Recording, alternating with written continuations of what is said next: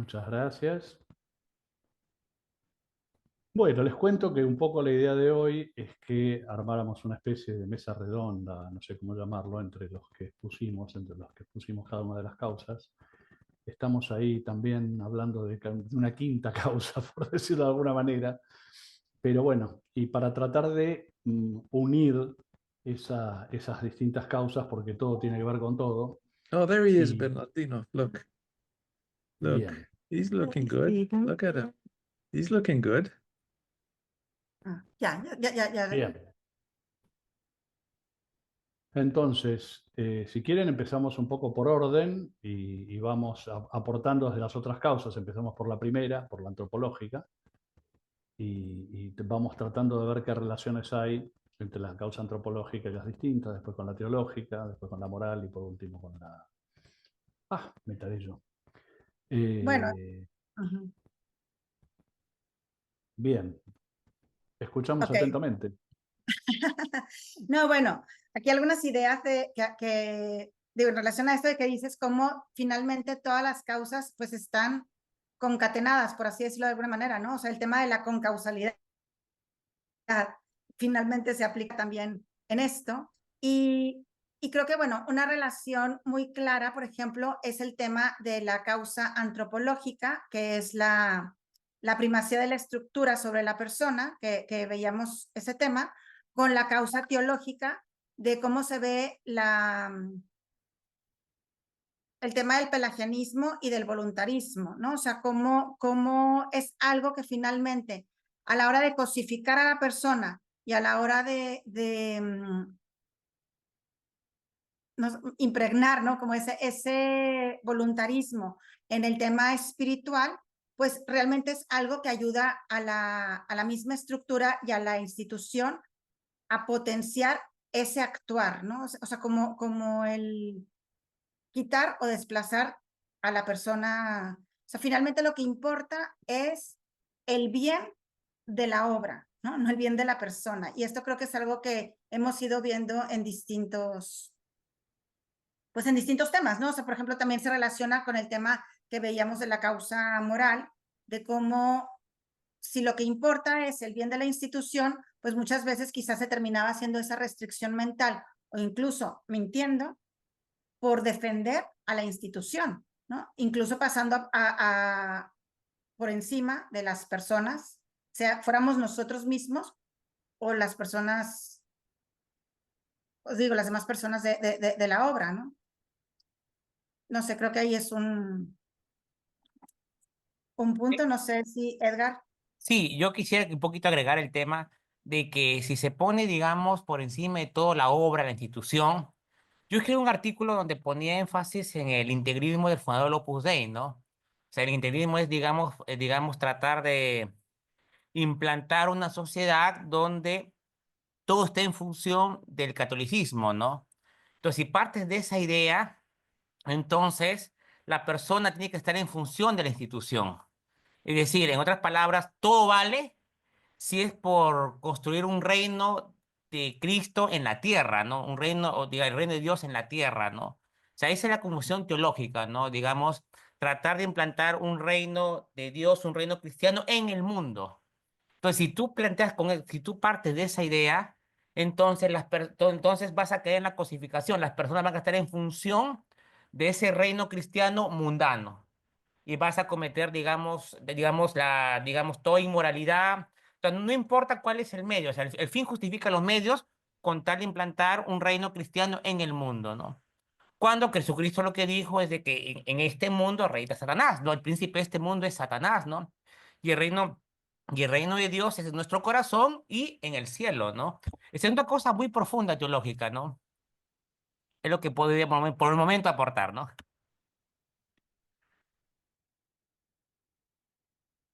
Bien, yo quería agregar una cosa, que es el tema de que todos teníamos que hacer siempre lo mismo.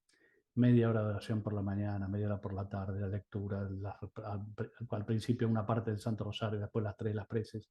Es decir, cada persona tiene, y acá estoy tratando de juntar por un lado la causa teológica con la antropológica y la moral, porque se mentía diciendo que nos garantizaban el cielo si cumplíamos las normas, pero que cada persona es distinta.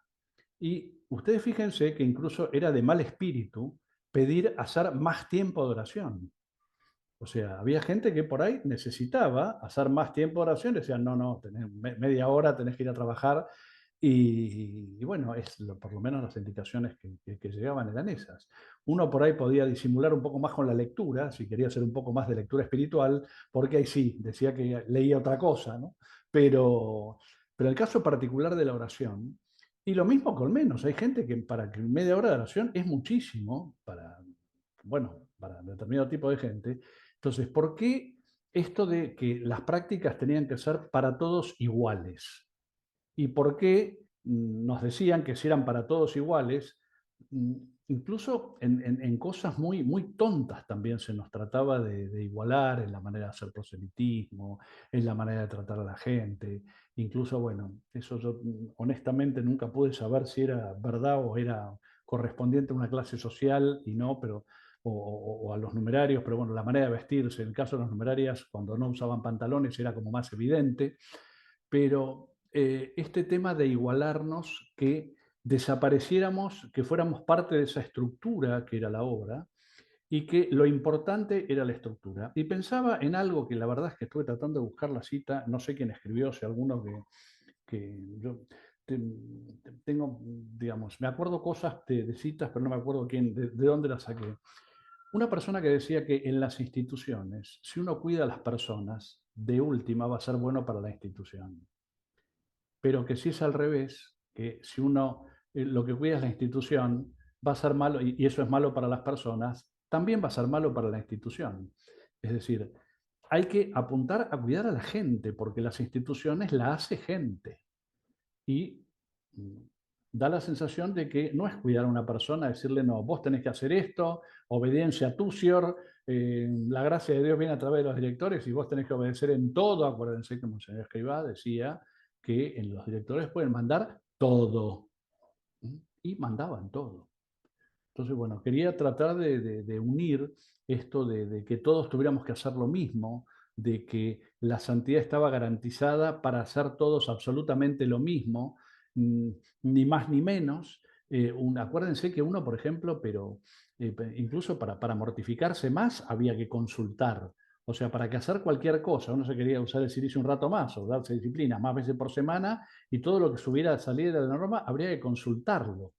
Porque entonces es como medio raro, ¿no? O sea, no, mira, el cariño a la mujer se manifiesta con 3 besos por día para el matrimonio cristiano. Si querés darle 4 son mucho. Mirá, para un cachito, ¿no? O sea, tengo ganas de darle ninguno o 7. O sea, cada persona es distinta y parte de la esencia del cristianismo o del catolicismo es que cada uno se manifieste como es uno, que somos todos distintos. Y acá la cuestión era igualar, estructurar, que todo fuera a la misma hora, Uniformizar. Continuamente. Pero, Federico, yo creo que más que la uniformidad de las personas, yo creo que el origen de eso es atribuirle a lo que estás haciendo el poder salvífico. Es decir, si tú me haces media hora por la mañana, 30 minutos, 0 segundos de oración, 30 minutos, 0 segundos en la tarde, 10 minutos, 0 segundos de lectura espiritual, yo te garantizo el cielo. Es decir, me importa un rábano qué es lo que ha enchufado ahí detrás. Tú has enchufado en este caso pues a una supernumeraria, un numerario, lo que te dé la gana. Pero si pones una silla, también va a llegar a la santidad si hacen las normas. No sé si me explico lo que quería Y decir. si no las haces a veces también, ¿verdad? O sea, es que el tema no es nada más lo que haces, o sea, sino el cómo lo haces. Y a veces, como dices, o sea, a veces no será nada más o sea, no es nada más como qué necesita cada persona, sino en qué etapa de nuestra vida necesitamos cada cosa. No necesitamos lo mismo quizá en una etapa de nuestra vida que en otra. En una necesitaremos más, en otra necesitaremos menos. Eso creo que es algo que va dictando Pero el como esas corazón. vitaminas son atómicas y funcionan estupendamente con todo el mundo, me da igual cómo eres tú, ¿eh? y me da igual en la situación en la que estás, porque también uno va cambiando situaciones. Hay veces que necesita una cosa y veces que necesita otra. Aquí no, aquí era igual porque la bondad no está en la persona. Ujú. Uno se busca la bondad, sino en el cumplimiento de unas normas, un checklist. Fíjense, Es correcto. además, esto de que cada persona es distinta. Yo voy a poner un ejemplo muy tonto, que es la lectura. Pero hay gente que lee 6 veces más rápido que otra. Entonces, 10 minutos para uno significaba leer 26 páginas y para el otro 4, pero había que hacer 10 minutos, o sea, con eso valía. Lo llevo un poco más a la oración. Nos decían que teníamos que hacer, como bien dice Bernardino, 30 minutos, 0 segundos de oración. Pero sobre el contenido de la oración, era así, llevar tal tema a la oración. ¿Pero qué quiere decir llevar tal tema a la oración? ¿Convencerme de lo que me estás diciendo es lo que tengo que hacer? ¿Eso es llevar el tema a la oración? ¿O realmente ponerme en la presencia de Dios y ver si eso es lo que Dios me está pidiendo a mí en este instante de mi vida? A través de los directores, a través de otras cosas, a través de señales que pueda haber o lo que fuera, ¿no? Entonces, en esto hay que voy a tratar de buscar el video para ver si lo puedo colgar por ahí. Tuve un exalumno de uno de estos colegios pero que no son, que era numerario, que se ordenó a los 50 años y cuando se ordena en la misa dice, yo siempre quise ser sacerdote. Y yo dije, wow, o sea que desde los 25, hace 25 años que podría haber sido sacerdote. Pero claro, como si lo decía, él dijo que estaba dispuesto a ordenarse, como es habitual, le dijeron a los 50 años que se ordenara. Entonces, ¿por qué decide alguien? Aparentemente, según lo dijo él mismo, él quería ser sacerdote y se puso a disposición, pero que lo decidieran los directores, ¿no? Entonces, esto de que las decisiones no son nuestras, que la responsabilidad no es nuestra, ahí yo creo que se entrelazan un poco todas las causas en que sacarle a la gente la responsabilidad, que la obediencia es lo más importante, que la estructuración de las normas, que todos tenemos que hacer exactamente lo mismo y con eso nos vamos al cielo, haciendo eso, ¿no? Lo haga uno como lo haga, si yo me siento media hora así, sin dormirme, porque dormir estaba muy mal, delante del sagrario, listo, o del sagrario no, en cualquier otro lado también puede hacer oración. Una quizás quisiera un poquito acotar de que, bueno, en mi caso personal, yo puedo dar fe de que yo aprendí a hacer oración después que me fui del Opus Dei, ¿no? Cuando me empezaron a hacer, cuando un jesuita me ilustró en el tema, digamos, de la lección divina, ¿no? Claro, lo que pasa es que hacer oración es hacer oración con el corazón. Y en el Opus Dei nos ponen el tema de la razón, ¿no? De la mente, ¿no? La mente, la razón es la primera parte del lección divina, pero hablar con es hablar con el corazón, ¿no? Y entonces, claro, en el fondo, digamos, al tratar de a reducir la oración solamente en la oración mental y no al corazón, ahí en la institución, la obra, o el Opus Dei, digamos, limitó el crecimiento espiritual de sus fieles. Es decir, yo puedo dar fe después de 15 años en el Opus Dei, digamos, y después de que me fui al Opus Dei, recién pude hacer oración. Y es algo quizás lo que más me duele, ¿no? ¿No? Porque en el Opus Dei nos dijeron que cuando tú sentías un sentimiento, cuando te gustaba hacer oración, entonces tú tienes que ponerte límites, ¿no?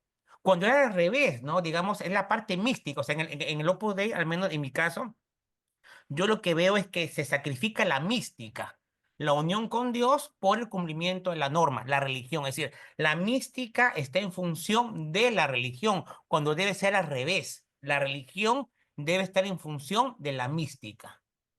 No, digamos, entonces, digamos, es el gran, al menos desde mi punto de vista, lo que yo puedo dar fe, ¿no? Por eso es que en el Opus Dei, digamos, la gente piensa que estarse media hora digamos, en el oratorio o en cualquier sitio, leyendo camino, ya hay que hacer oración, ¿no? Y una cosa bien serio, ¿no? Es que la persona un miembro del Opus Dei de 20, 30 años piensa que es santo. Piensa que está seguro de que es santo porque hace media hora en la mañana, en la tarde, oración, porque hace todas las normas durante 20 y 30 y piensa que ya es santo, ¿no? Y entonces, claro, y ese es un gran, digamos, es un gran pecado de soberbia, ¿no? Y posiblemente los miembros del Opus Dei, digamos, pueden poner en peligro la salvación de su alma o en todo caso, digamos, estar mucho tiempo en el purgatorio por creerse santo, por creer que cumplir las normas ya es ser santo. Es un gran peligro, ¿no? Y yo justamente ahora que me fui a Opus Dei me encontré con un agregado, bueno, que me dijo que falleció un agregado mayor y dice, no te preocupes, Edgar, él ya está en el cielo y las oraciones son de ida y vuelta. Y yo le pregunto, pero hombre, hay que rezar por esa alma. Puede ser que esté, no, Edgar, si ha estado en el Opus Dei, muerto en el Opus Dei, ya está en el cielo. Claro, entonces es un gran peligro porque puede ser que muchos miembros del Opus Dei estén en el purgatorio y no se esté rezando por estas almas, ¿no? Porque se piensa que con cumplir el plan de vida ya se va al cielo, ¿no? Cuando eso solamente es la plataforma, o sea, el plan de vida es la plataforma, la religión es la plataforma. Lo importante es el espíritu, el amor, la caridad, las tres virtudes, fe, esperanza y caridad, ¿no?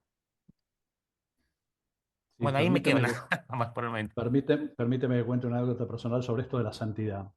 Pero yo siempre, cuando teníamos vela al Santísimo, buscaba anotarme en el peor horario. El peor horario no es el de las 3 de la mañana, porque uno está de 3 a 3 y media, 4 menos cuarto, y después se vuelve a dormir.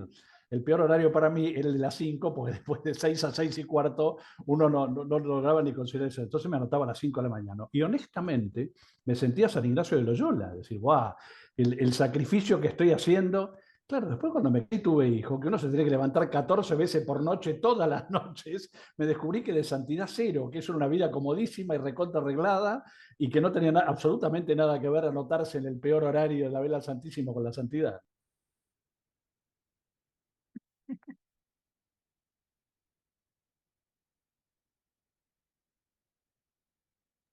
A partir de Bueno, ahora te llamaré Ignacio. No, más, algo más que San José María, como Super menos, por lo No, mínimo. Super Ignacio, no confundamos, Super Ignacio. Está bien. parado. Oye, No, pero bueno, es cierto. No, no, dale, Patricia. digo, ya regresando un poco a lo que comentaba Edgar de, bueno, y tú también, o sea, de relacionarlo, lo de las causas, o sea, es que al final creo que todo surge del tema de la despersonalización. O sea, cuando realmente no consideramos, o sea, a cada, bueno, o sea, no se considera o no se considera a cada una de las personas de acuerdo a lo que es, ¿no? Ahorita creo que nos hemos centrado un poco en el tema espiritual, pero creo que eso se puede atribuir a cada una de las cosas, ¿no? O sea, porque, o sea, ¿qué es como lo más personal, lo más íntimo de cada quien, ¿no? O sea, ¿qué es lo que nos hace, ahora sí que a cada uno ser lo que, o sea, nuestra propia esencia, y no me refiero a la esencia en el sentido filosófico, tomista, ¿no? O sea, a qué cualidades, ¿no? O qué aptitudes teníamos o tenemos, ¿no? Cada uno, y que en un momento dado nos fueron de alguna manera truncadas o nosotros mismos quizá permitimos, ¿no? O sea, el no desarrollarlas por esa, por ese hacer el Opus Dei, por ese sacar adelante la obra, ¿no? Y es que esto es precisamente los dones o los talentos que Dios nos dio, que son por los que nos va realmente a pedir cuentas, ¿no? O sea, ¿qué hiciste con esos talentos? Ah, pues los enterré, ¿no? Porque hice el Opus Dei. O sea, los enterré porque, no sé, no estudié lo que nos contabas, Federico. Yo quería ser ingeniero y estudié educación. Y bueno, quizá luego descubriste en la educación un camino. O sea, digo, finalmente todo sucede por algo, ¿no? Pero como también esa mentalidad de resignación, de todo sucede por algo y que realmente no terminemos desarrollando aquello para lo que éramos buenos, creo que eso también es todo un tema, digo, muy importante donde también entra lo espiritual, pero no es solo lo espiritual, ¿no? O sea, es esa parte, pues, no sé, social, ¿no? O sea, cuando te han coartado o limitado las amistades o la relación con las demás personas con las que vives, el tema de las lecturas que ya ha salido también, ¿no? O sea, no solamente puedes leer ciertas cosas, no sé, como si vamos viendo distintos aspectos de nuestro desarrollo personal y profesional, pues es que, y social, pues todas esas cosas nos van coartando o nos van limitando y pues nos van despersonalizando y nos van uniformando por eso con los demás a que seamos todos iguales, como decías ahorita, con la estructura, ¿no? Bueno. Sí, hay que tener también en cuenta sobre este tema de, digamos, del integrismo y de la relación con la causa moral, que no hay forma, o el semipelagianismo, como quieran llamarlo, no hay forma de garantizarle a alguien la santidad nunca, porque el que juzga es el Señor. Entonces, esto ya era un acto de soberbia actual. Yo no sé ustedes, pero yo le escuché personalmente a Monseñor Escrivá decir: conoceréis muchos papas, miles de obispos, pero fundador del Opus Dei uno solo, así que Dios os va a pedir cuenta de haberos conocido. Perdónenme, pero hay que tener, a ver, los que estábamos ahí también tenemos que ser estúpidos, porque imagínense que yo les dijera a ustedes: no, Dios les va a pedir cuenta de haber conocido a San Nacho, aquí presente. ¿Mm? O sea, es tan ridículo que nosotros lo mirábamos extasiados por esto de que estábamos absolutamente institucionalizados, y parte fundamental, creo que Edgar lo desarrollaba también muy bien en el artículo ese que escribió, de la institucionalización, es el idolatrismo de Monseñor Escrivá de Balaguer, ahora San José María. Entonces, en esto también la obra se tiene que dar cuenta de que si uno toma, se cuenta un cuenta ganado, se llama aquí en Argentina, no sé cómo se llama, cuenta golpe se debe llamar en todo el mundo. Entonces va a una meditación de un sacerdote de la obra y ve la cantidad de veces que cita el Evangelio y la cantidad de veces que cita Monseñor Escrivá, ahora, perdón, el padre en su momento, San José Efectivamente. María más tarde. Es una cosa que, si uno pone un contador, va a ver que son 25 contra 2, 25 de San José María y 2 del Evangelio, con suerte.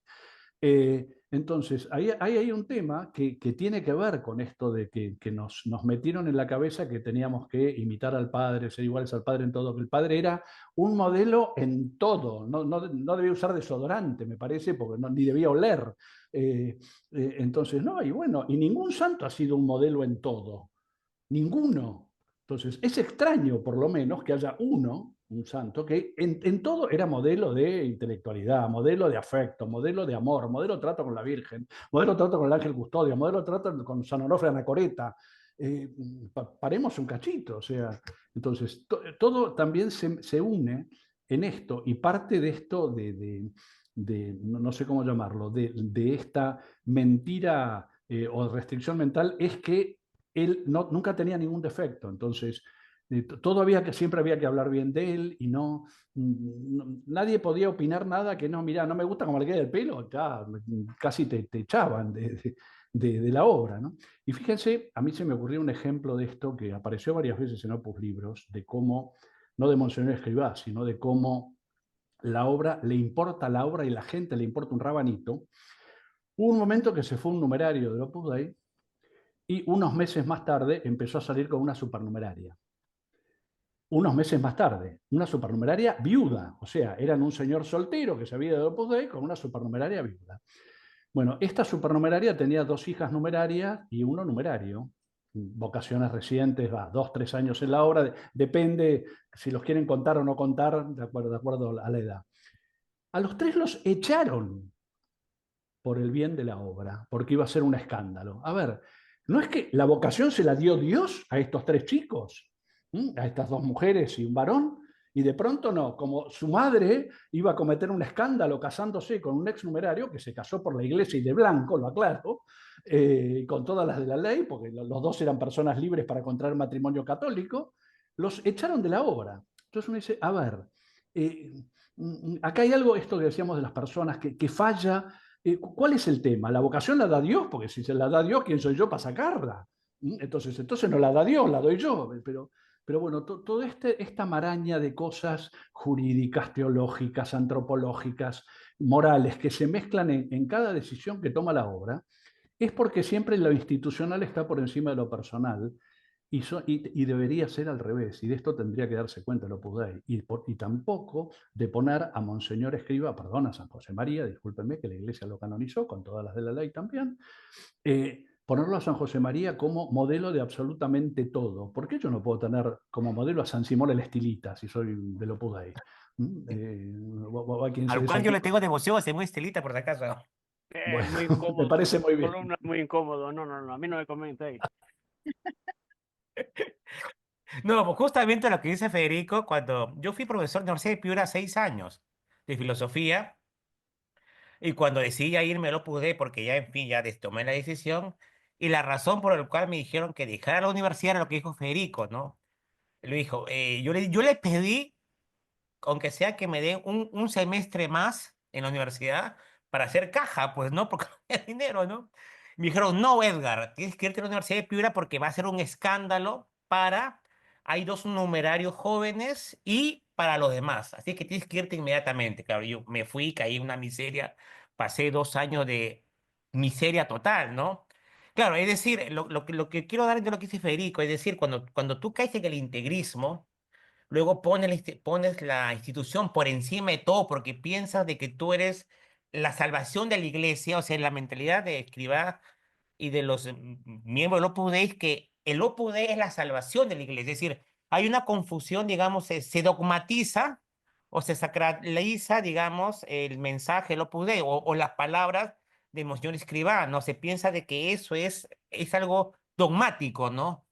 Entonces, cuando uno cree que lo que dice el padre, el monseñor Escrivá, don Álvaro, don Javier Echevarría, ¿no? O lo que dice el director viene del padre y viene de Dios, entonces todo está justificado, ¿no? Y claro, y a mí me dejaron en 2 años de absoluta miseria. Yo viví hambre, miseria, total, total, ¿no? Claro, entonces ese es entonces no se ve a la persona. Es decir, yo pienso en don Fernando Caris, de que sí, él ha pitado bien joven en el Opus Dei, por lo tanto, él ha pasado por ese plano inclinado, ¿no? Y por lo tanto, él, por más inteligente que sea, él no puede, no, digamos, él no puede no seguir el camino planteado, ¿no? Es decir, cosificar, lo vemos en los discursos, por ejemplo, en ese mensaje de Valencia, por ejemplo. Claro, ahí ves mucho el tema de orar por las víctimas, pero claro, pero uno dice, al menos pudo haber dicho, hijos míos, hagan algo por esas personas, pido que mis hijos al menos colaboren, ¿no? O sea, todo se queda en oración. Es decir, no se ve, no se llega al sufrimiento humano. O sea, y una cosa que a mí yo pienso, algo personal, después de 15 años, bueno, ya hasta el día de hoy, me cuesta ser empático. Es decir, una de las cosas quizás que estar 15 años en el Opus Dei o 20 años, 5 años en San Rafael, es que perdí la empatía con el sufrimiento ajeno, ¿se entiende? O sea, es decir, una persona que está en el Opus Dei, un numerario agregado, ¿no? Que está muchos años en el Opus Dei, pierde esa empatía, porque claro, porque todo se centra en la obra. Me recuerdo, si tú estás enfermo de algo, reza por la obra, ofrécelo por la obra, por los signos del Padre, es que todo era por la obra. Entonces, claro, entonces uno pierde, digamos, la visión de la persona, de mi prójimo, ¿no? Uno pierde, digamos, digamos, amar a Dios sobre todas las cosas y amar al prójimo como a mí mismo. Entonces estar en el Opus Dei, en mi caso, yo perdí, o en todo caso, perdí, claro, ese amor al prójimo, que lo he venido recuperando en estos 14 años que me lo puse, ¿no? ¿No? Y aún me cuesta mucho. Y una de las cosas que a mí me cuesta, yo puedo decir fe en mi caso personal, es que perdí empatía al prójimo, o sea, conmoverme con el sufrimiento ajeno. Y tú puedes ver, claro, tú ves esas numerarias auxiliares, esa tragedia de numerarias auxiliar o cualquier, ¿verdad? Y ves un miembro pude que no se conmueve. La vez pasada estaba hablando con un agregado y yo le explicaba las numerarias y él tiene siempre explicaciones para todo, ¿no? Entonces, no dice, no, ellas se negaron todo, pero no se conmueve, o sea, no se conduele con el sufrimiento ajeno, ¿no? Y ese es un gran daño cuando uno está en una situación sectaria. Cuando uno, digamos, está mucho tiempo en una situación que es sectaria, que prioriza a la persona por la institución, uno pierde esa empatía, uno pierde sensibilidad, uno pierde esa humanidad, ¿no? Que tiene que uno ir recuperando a lo largo de los años, ¿no? Ahora, Edgar, con esto que dices bueno, no era Federico el que ponía el ejemplo del numerario, no era qué, no, supernumerario, no, una supernumeraria viuda con un exnumerario, ¿verdad? O sea, y bueno, y el ejemplo que tú pones que te pasó a ti, Edgar, de cómo también por escándalo no podías seguir en la universidad. O sea, eso también, ¿con qué criterio? Porque no lo aplican igual ese criterio a todo el mundo. O sea, hay gente que deja de ser numeraria, se casa con supernumerarios y luego pasan a ser supernumerarias y los vicarios siguen pendientes de ellas. O sea, no se trata, digamos, de la misma manera a todo el mundo. Podrán, digo, y esto Es no el es por aporte, algo. Patricia, el aporte económico, Patricia, es lo que te Bueno, podré decir. El poder. No hay otra manera. Es el dinerito, el poder que uno tiene. Influencia.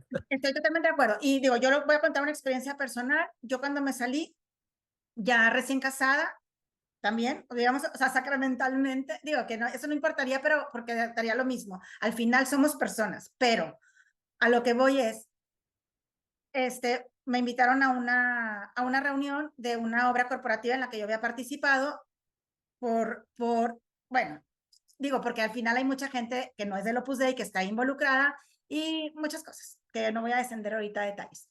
Pero yo dije, voy a ir, o sea, voy a ir, o sea, tengo que enfrentarme a esta situación, ¿no? Y bueno, fui.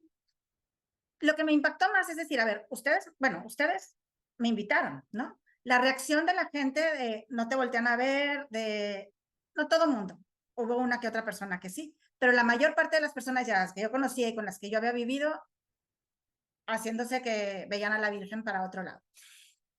Y, y me llamó mucho la atención en aquel momento, que esto ya fue hace muchos años, hace como 10 años o más, me llamó mucho la atención que el que era en ese momento el vicario también se hizo como que no me veía y yo tampoco tenía ninguna afán y ninguna necesidad de saludarlo. Pero por otro lado, desviviéndose, ¿no? Con otra persona que su situación, vamos a decirlo así, era irregular desde el punto de vista de ellos para efectos, ¿no? Y bueno, y efectivamente, ¿no? El tema económico, pues era lo que estaba de fondo, ¿verdad? Yo no les iba a aportar absolutamente nada, ni lo voy a hacer nunca. Y en cambio, esta otra persona, pues seguramente seguía favoreciendo a los intereses de la institución. Entonces, bueno, eso es digo, yo lo viví, ahora sí que a mí nadie me lo platica, ¿no? Y yo creo que lo hemos vivido todos, que la medida es distinta para unos y para otros. O sea, también tengo el ejemplo de un numerario que daba clases en la universidad y obra corporativa, deja de ser de la obra y le piden que se vaya porque no puede ser, no puede ser, es un escándalo, pero lo contratan en la escuela de negocios. Y uno dice, a ver, yo la verdad es que no entiendo nada. ¿Mm? Lo que sí, hablando un poco de lo que estábamos todos, es esa cosificación de la persona, ¿no? Si las personas pasamos a ser cosas, elementos de la construcción, o sea, ladrillo, lo que sea. Me he acordado cuando estabais hablando de esto, de uno de mis hermanos pequeños, que tenía un sentido del pudor muy extraño. Por ejemplo, pantalones nuevos, entonces él cogía los pantalones, se iba a otra habitación y volvía en calzoncillos, se había quitado los pantalones que tenía con los nuevos en la mano, entonces se iba de nuevo a ponérselo fuera, o sea, la acción de ponerse y quitárselo, eso era lo que no estaba bien visto, ¿no? ¿Eh? ¿A qué voy con esto? A que muchas veces en la obra como actúa, después lo vemos y lo notamos.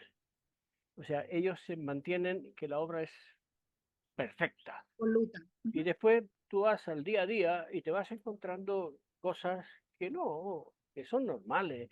A mí me pasa mucho con causas matrimoniales, ¿no? Que me vienen las causas matrimoniales y siempre se le pide a la gente, si hay algún sacerdote que los conozca, que atestigüe de que viene en serio, que no viene para hacer teatro, ¿no? Ok, supernumerarios, que también los hay, que entran a causa de nulidad matrimonial, nunca traen una carta de presentación de un sacerdote numerario. Nunca. Puede ser que alguna vez llegue. El día que llegue os lo contaré. Pero Porque ¿no será que no se las quieran dar? no lo sé. Puede ser. O sea, pero eso sería peor todavía. Pero dice, bueno, vamos a ver.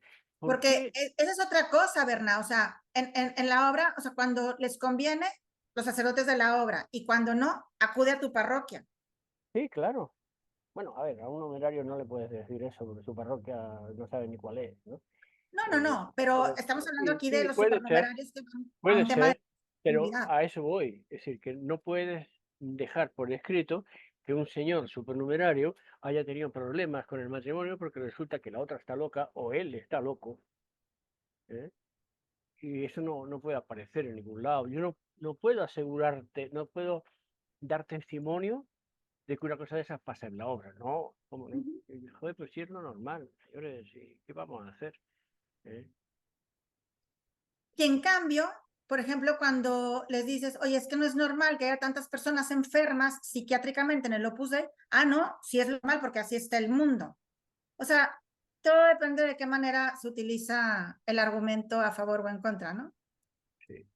Sí, pero además, Bernardino, lo que tú dices es que la obra le echa la culpa de esas cosas de la vida a las personas, como que Sí, ella no tiene nada que ver. Y muchas de las cosas, como yo citaba la puede vez ser, pasada a Ruiz Retegui, que decía que hay instituciones que pueden poner a las personas en situación de pecado por deformar sus conciencias. puede ser, puede Y ser. yo creo que en nuestro caso nos formaron a la manera del Opus Dei, que de alguna manera es una manera de deformar la Mira, conciencia, donde uno puede mentir si es por el bien de la institución, o puede hacer sí, restricciones mentales, no importa el pero balance entre la verdad que está la diciendo y experiencia, el daño que la produce. experiencia que, Si el bien es de la obra, listo, ahí se acabó.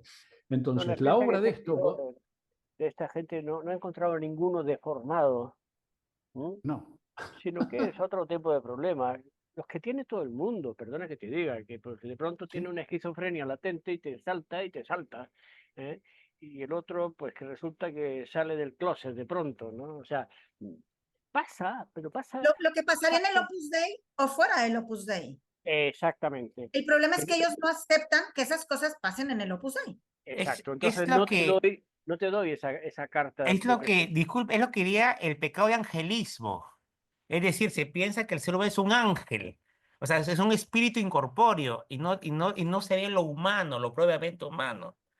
Porque justamente si uno busca la santidad en la vida ordinaria es lo humano, ¿no? Y entonces, claro, entonces, ¿cuál es el problema? Que José María Escrivá, digamos, tenía mucho el tema del angelismo, es decir, digamos, digamos, un espíritu, todo lo corpóreo es malo, o sea, es decir, digamos, maniqueo. claro, ahí está muy bien, la palabra maniqueísmo, ¿no? Cuando justamente la santidad está en lo humano, la debilidad humana que es elevada a lo sobrenatural, ¿no? No, yo recuerdo una vez, puedo poner un caso, no sé si viene el tema, que un día llevé a un compañero que era afeminado al centro. Yo estuve en San Marcos, tenía un buen amigo que era afeminado, muy afeminado.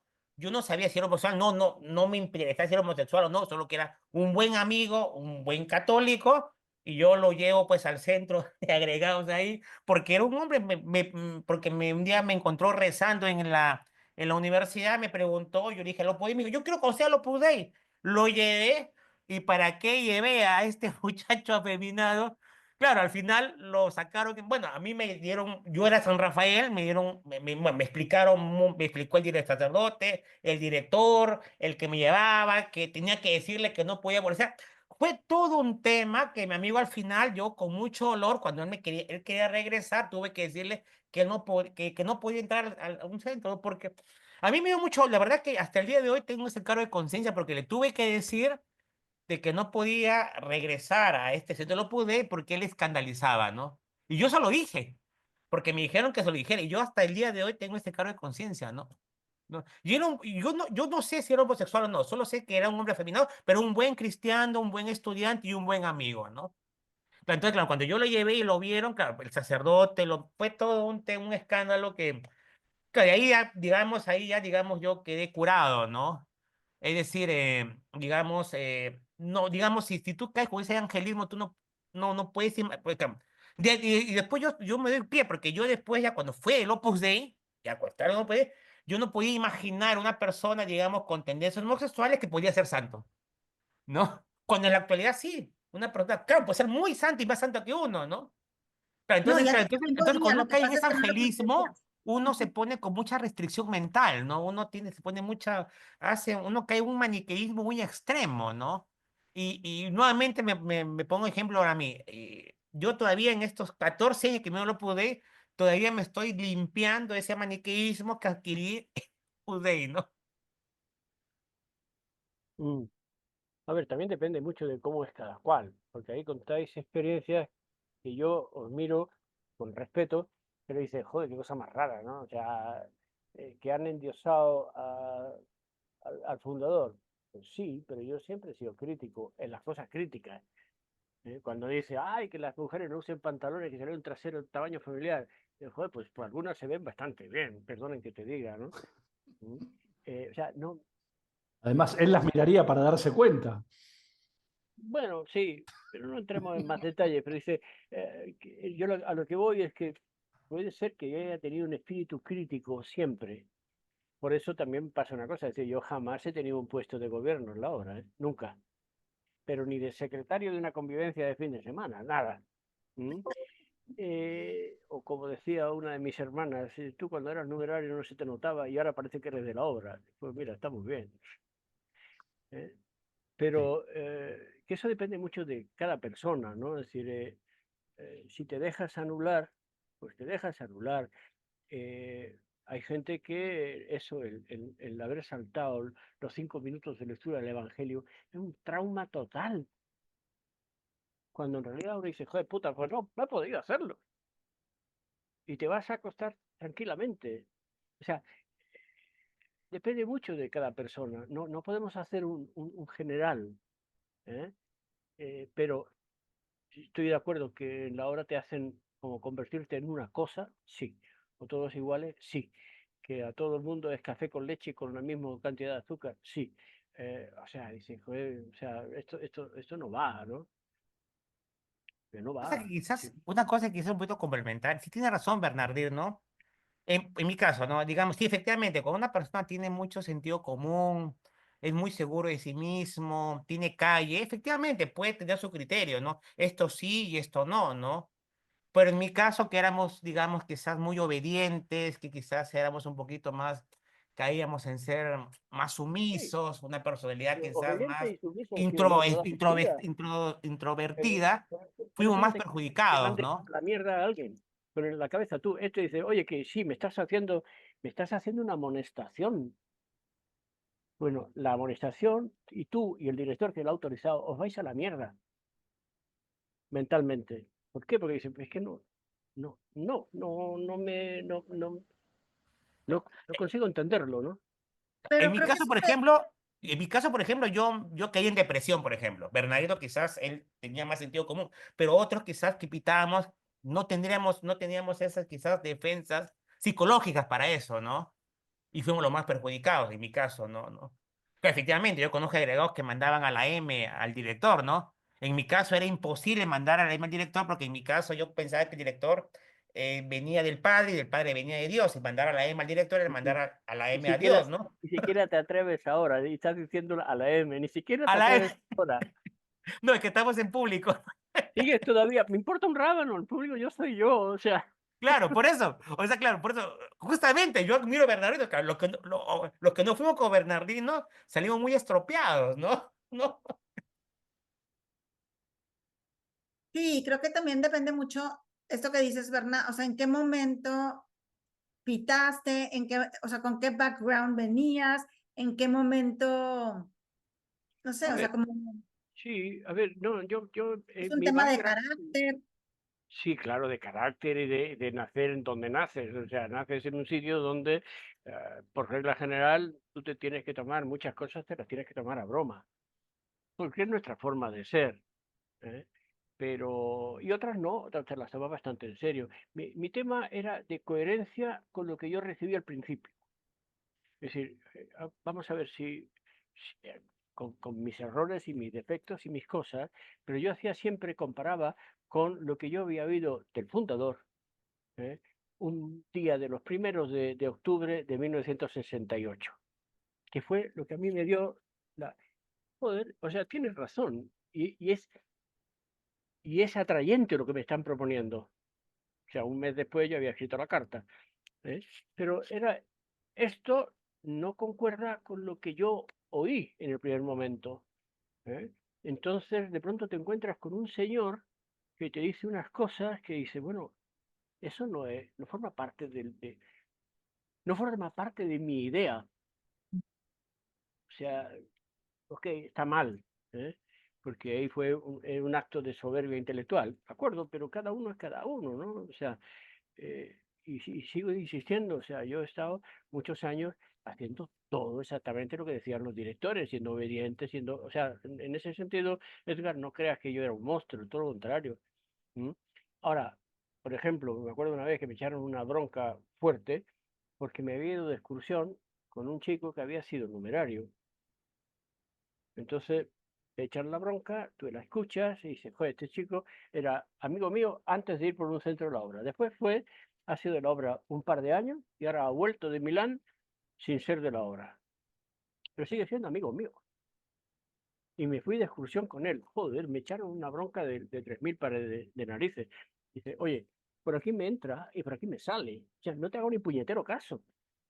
Porque no, eso no concuerda con lo que yo escuché en el 68.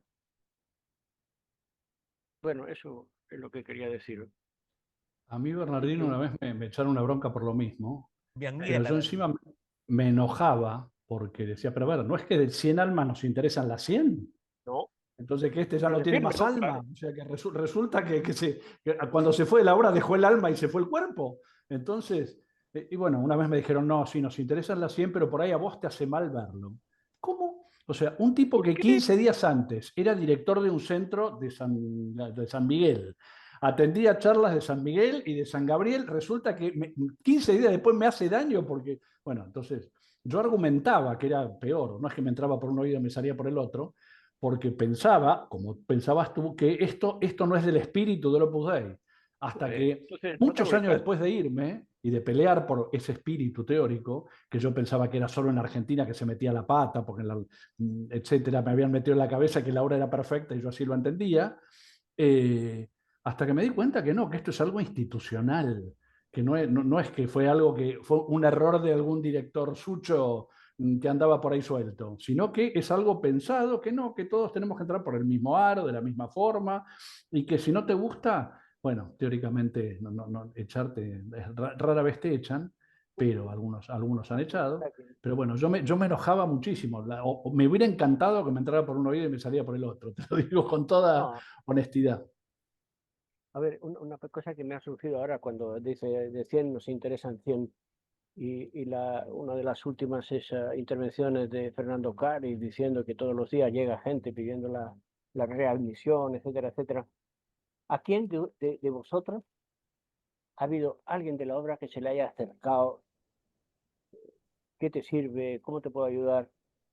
¿Cómo estás rezando? ¿Cómo alguno de ustedes? A mí A al mí, a mí principio, hace muchos años me junté con un numerario que lo primero que me preguntó es cómo estaba mi vida espiritual. a Y mí yo le igual. dije, ¿y la tuya? Y yo igual. Contame, contame cómo anda la tuya primero. ¿Entendés? ¿Quién sos vos para preguntarme cómo anda mi vida espiritual? ¿Entendés? ¿Qué sos? El que tiene derecho, que tiene gracia de Estado, porque yo soy un simple mortal y vos sos numerario. Ojo, nos conocemos bastante, se mató de risa cuando yo le pregunté, me dijo, sí, tenés razón, Federico, esto es un cassette mental que tenemos, que no, como todo tiene que ser, toda reunión tiene que ser apostólica o proselitista, más bien lo segundo que lo primero, si yo no me puedo juntar con vos a tomar un café y hablar de fútbol, te tengo que preguntar cómo está mi vida espiritual, así le digo a mi director, no, Federico está muy bien, va a misa en Navidad, qué sé yo. ¿Se entiende? A Es mí había correcto. un supernumerario que me preguntaba si iba a misa los domingos. A ver, un poco de razón tenía, ¿no? Porque hay veces que la gente que sale rebotada, haces una bolsa con todo y todo lo mandas a freír monas, ¿no? Pero no tiene razón tampoco, Berna, No, porque o sea, al final no, eso es un tema que cada quien... Digo, una cosa es que tú se lo platiques o que tú comentes, en un momento dado fui a misa y él se entere, y otra cosa es que te pregunten específicamente, porque no te preguntan por otras cosas, no te a ver, preguntan por tu situación económica, no te preguntan no, si arreglaste no. tus semanas cotizadas, no te preguntan si el Opus Dei te indemnizó, Pero eso bueno, no te preguntan. la pregunta que os he hecho a vosotros es radical. No, nada, cero. no, nada. Ana, No. nada. Sí, María, es verdad, es nada, verdad, es verdad. Sí, sí. nada. Nunca me preguntaron cómo estaba, sí, efectivamente. Sí, sí, tiene razón. Y Yo además no, te voy a Práctica- decir, perdón, perdón, pero yo no sé lo que pasó conmigo, pero jamás me volvieron a dirigir la palabra ni a... o sea, No, yo debo, en base a la verdad y a la justicia, tengo que decir que alguno me ha echado una mano. O sea, yo necesitaba tener una documentación de estudios y me la mandó. Eso tengo que decirlo aquí, cosa que no hace con nadie. Y lo hizo trucho, porque también es trucho. Yo no he estudiado en la Universidad de Teología, pero él me mandó todo, absolutamente todo mi expediente. Pero es la única vez que alguien ha hecho algo por mí. Pero además porque lo pedí yo, no porque me vinieron a buscar a ver qué es lo que te pasa, cómo te puedo ayudar. Sino Y más yo lo que bien, puedo decir es que conozco al muchísima contrario. gente que se ha ido de la obra y hasta ahora, no conozco ninguno que haya reingresado en un tiempo. Yo no conozco, lo que Yo no quiere sí, decir que no yo, haya. yo Sí conozco conozco. un caso que, como hablábamos al principio, cada persona es distinta. Cuando yo me fui de la obra, había un otro numerario que yo vivía en el mismo centro que él, que yo me lo encuentro 4 o 5 años después con un cochecito y un chico. Me dijo, ah, ¿te fuiste de la obra? No, no, soy supernumerario. Sí, soy supernumerario. O sea, le permitieron pasar automáticamente de numerario con la fidelidad hecha a supernumerario Ah, en qué una bueno. sencilla pero emotiva ceremonia. ¿Por qué se lo permitieron? Porque cobraba una torta de plata, trabajaba, tenía mucho contacto con alguien que después fue presidente de la Argentina. Y bueno, y le permitieron pasar de numerario con la fidelidad hecha a supernumerario en el mismo acto. Me lo contó él. No, no Ah, me dijo lo de mira, la torta de plata, pero me contó. qué bueno, qué bueno, Entonces, qué yo bueno. recuerdo que cuando me dijeron a mí, cuando me estaba diciendo, bueno, tener presente que si alguna vez querés, dentro de 10 años, cuando pase un tiempo muy prudencial, 10 años podés volver. Bueno, se ve que yo no cobraba tanta pasta. Oigan, bueno, pero creo que nos hemos un poco salido del tema, ¿no? No, yo quisiera un poquito el tema de restricción mental que estaba Federico. Bueno, yo soy filósofo, bueno, trato de enseñar filosofía, pero cuando él hablaba de formación de la conciencia, ese es algo muy serio, porque justamente, por ejemplo, Sócrates decía de que lo peor que le puede pasar a un ser humano no es morir, sino hacerse malo, es decir, deformar su conciencia. Entonces, cuando uno deforma su conciencia y con la retención mental, cuando uno dice que algo es mentira, cuando algo es verdad y al revés, entonces uno va deformando su conciencia, uno va perdiendo la sindéresis y uno se va deshumanizando. Por eso, Patricia, por eso cuando a veces uno ve que un miembro del Opus Dei no empatiza, no se humaniza, no se compadece, de los miembros que no, es que esa persona está deshumanizada. Es decir, claro, entonces esa persona puede ir a misa todos los días, rezar, todo, pero no tiene empatía o no se conmueve ante el dolor ajeno, porque está deshumanizada. Y se ha deshumanizado porque ha venido formando su conciencia en ese plano inclinado. Y es algo muy serio, por eso el tema esto de, ojalá que... No, es algo serio porque si es que, si es que la institución no logra corregir eso, la verdad es que lo mejor puede ser la supresión, porque ya pertenecer al Opus Dei, bueno, quizás esté exagerando, esto es que puede exagerar, digamos, pertenecer al Opus Dei puede ser que uno se deshumanice, y en esa deshumanización uno pierde la capacidad de ser caritativo y compasivo, y se puede tener un cristiano sin caridad y compasión y misericordioso, ¿no? O sea, esto tiene que ver con el espíritu evangélico, con Jesucristo, ¿no? Entonces, claro, entonces es un tema muy serio, ¿no?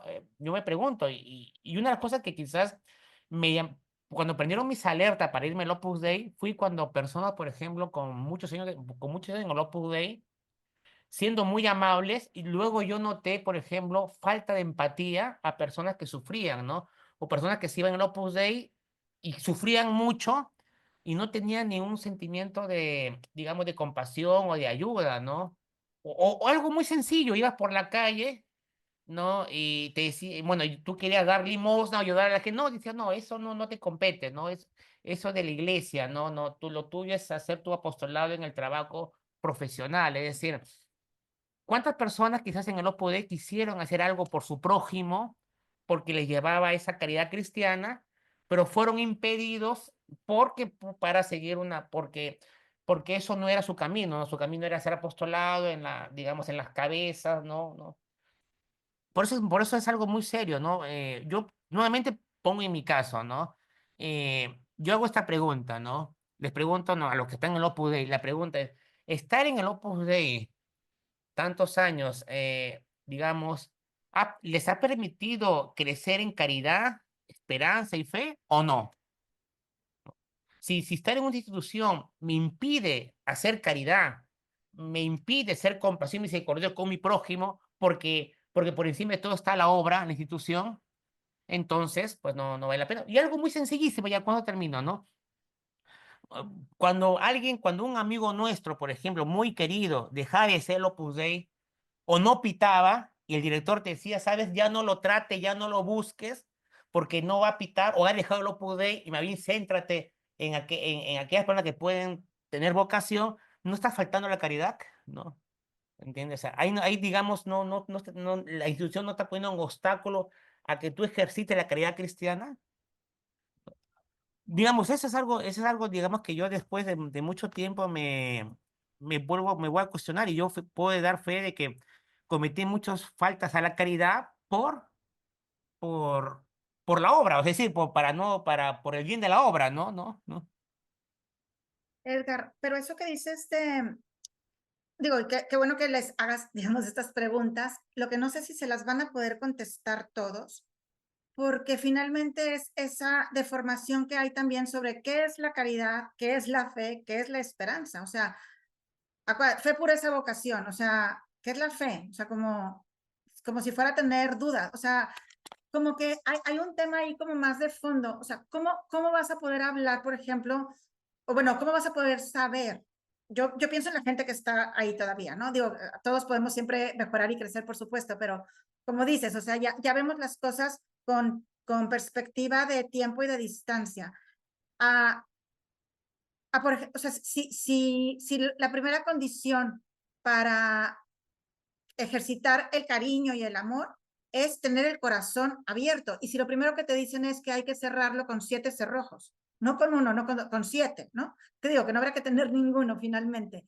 Pero eso se va aplicando a cada uno de los aspectos de nuestra vida, ¿no? O sea, porque va cerrando esos cerrojos en muchos sentidos. O sea, yo pensaba, por ejemplo, un tema tan sencillo y tan difícil como es el silencio. ¿No? O sea, ¿en qué momento en el Opus Dei realmente podías tener un silencio? Y no hablo del silencio del tiempo de la tarde y del tiempo de la noche, que al final era un tema externo. O sea, yo hablo un silencio en el que puedas estar contigo, ¿no? En el que puedas, digo, estar con Dios, pero, o sea, cada quien. O sea, hasta los retiros era una actividad, un activismo tremendo, que eso te impide en un momento dado pensar, conectar, y cuando no conectas contigo, y cuando no conectas con Dios, y cuando no conectas con la naturaleza, no vas a conectar con los demás, que es lo que tú estás diciendo del tema de la caridad, si ni siquiera has hecho conexiones anteriores, porque te lo impide el ritmo de vida que llevas, porque te están saturando de encargos, porque te están saturando de las mismas normas, ¿no? O sea, un cumplimiento de cosas externas que te impiden realmente poder conectar contigo y con Dios para poder conectar con las personas finalmente. No sé, así es como... Patricia, el silencio de la tarde y el de la noche es la traducción del religioso silencio menor y silencio mayor. Sí, Y sí. eso, y eso me enteré ya con Bernardino, justo cuando vi el video que grabaste el video, tomé nota. Yo recuerdo digamos, cuando recién pité, recuerdo que en el círculo breve alguien hizo el enmendacio. ¿Se acuerdan el enmendacio? De que alguien, pues, digamos, se pone de rodilla y dice, pues, que no, bueno, se acusa de algo, yo algo de cumplir la norma, ¿no? Y yo recuerdo que había visto una película, después le dije al director, ¿sabes? He visto una película de una monja, de una religiosa, que hace igualito que nosotros, ¿no? Se arrodilla acusándose de que no ha cumplido una norma, ¿no? Y el director me echó una broncaza, me dijo mi vida, ¿no? ¿No? Claro, pero justo lo que dice Bernardino, es decir, éramos religiosos sin darnos cuenta, ¿no? ¿No? Y eso quizás ha sido uno de los grandes daños que se nos ha hecho, ¿no? O sea, somos y no somos, ¿no?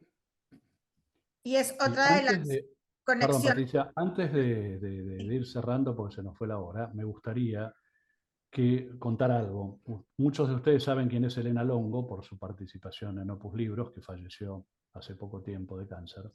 Y cuando se estaba preparando esto de las causas, Elena escribió sobre lo que podría ser una quinta causa, y me gustaría leer lo que podríamos llamar causa emocional, madurativa, no sé cómo llamarla, pero quiero Psicoevolutiva, leerlo. decía ella. Sí, quiero leerlo. Decía, otra cosa que se me ocurría, la existencia de otro aspecto que llamaría psicoevolutivo. Entiendo que en este campo no es fácil, quizá no es posible, hacer referencia a unos principios generalmente compartidos por no encontrarnos en el campo de las ciencias exactas.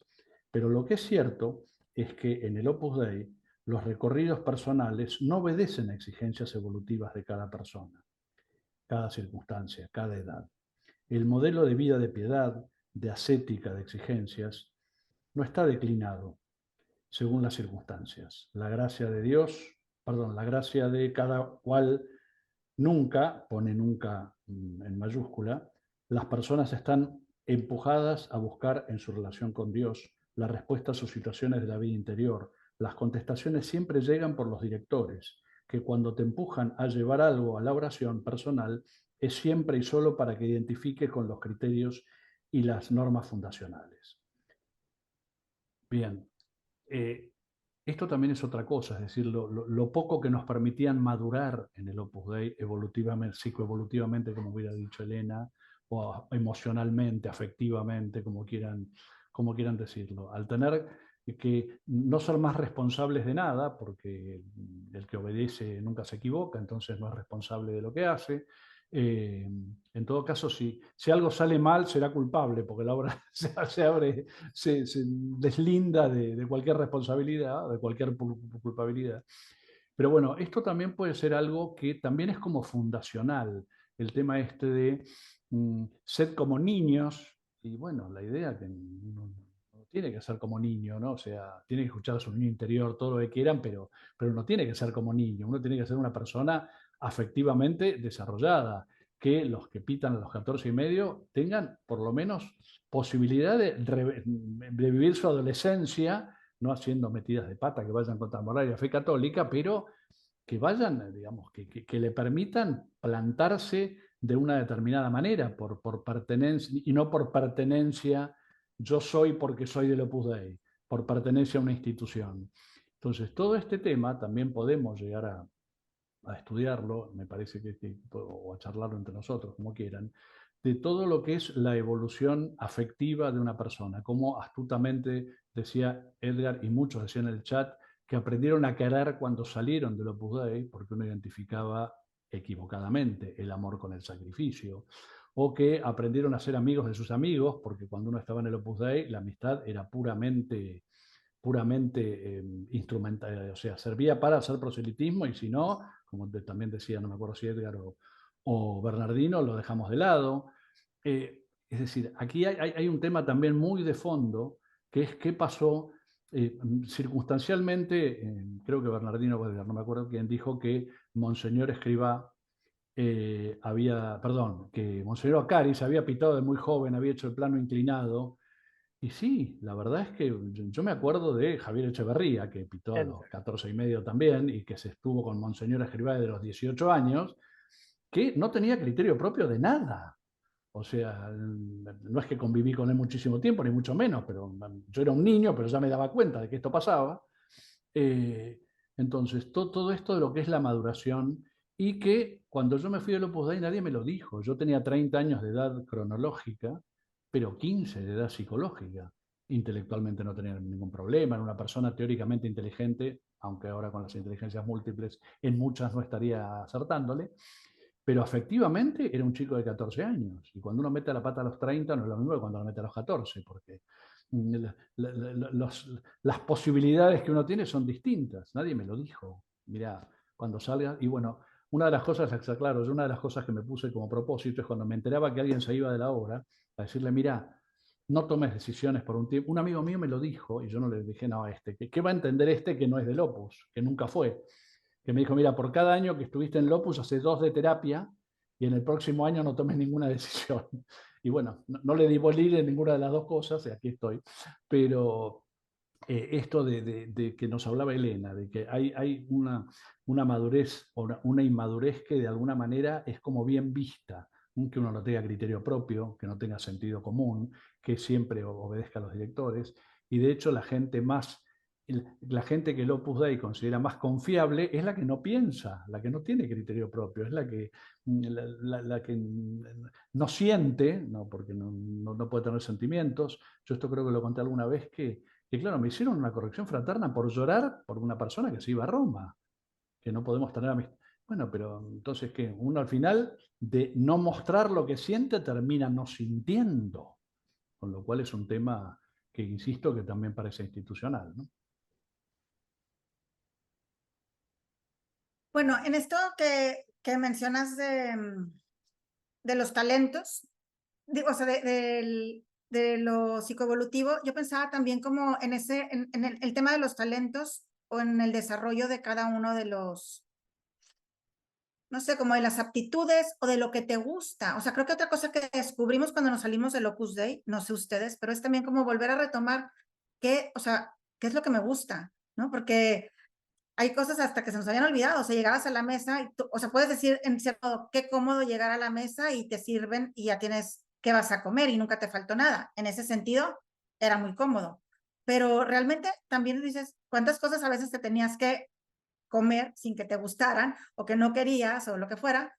Y realmente como que volver a retomar el gusto hasta por algo tan sencillo como es eso, por decir algo muy básico, pero así en todo, ¿no? Así en las lecturas, así en los hobbies, así en las cosas con las que descansábamos, que a lo mejor a veces no podíamos hacerlas porque, no sé, era un tema de pobreza o de obediencia o de que nos limitaba, ¿no? Pero bueno, eso es algo que quería comentar de esto último que dijiste, pero luego quería retomar un poco, no sé si tengamos tantito tiempo, Federico, para lo de, o sea, cómo se entrelaza el tema de las causas, de la causa canónica. Bueno, aquí Berna fue el que expuso esa causa, pero con el tema de la causa moral, de cómo se maneja hacia adentro y hacia afuera una información distinta, ¿no? Por ejemplo, concretamente, ese tema, hay unos decretos que no están publicados, o sea, te dicen, ya se publicaron los estatutos, sí, pero también hay unos decretos que son con los que se gobiernan y esos no están publicados en ninguna parte, ¿no? O sea, esos no están publicados en Romana, ni en la página, ni donde están las cartas.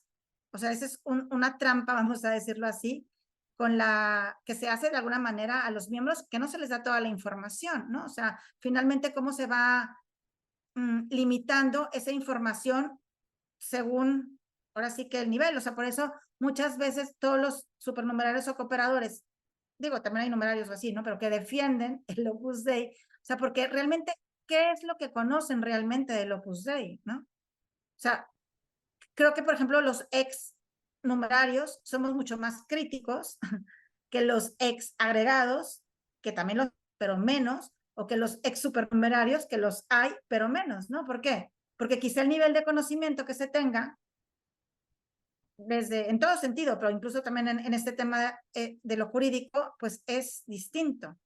No sé qué, Berna, si quieras decir algo. Sí, estoy de acuerdo contigo.